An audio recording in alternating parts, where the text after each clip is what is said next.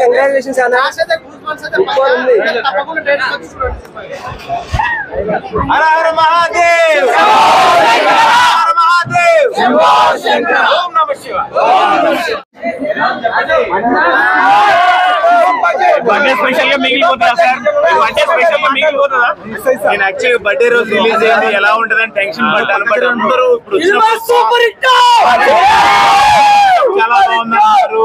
ఆ climax BGM మీరు ఎప్పుడు కొత్త ఇడింబా తర్వాత మంచి కాన్సెప్ట్ డబుల్ సెలబ్రేషన్. నాకు అంతకనే ఆనందం చెప్పండి.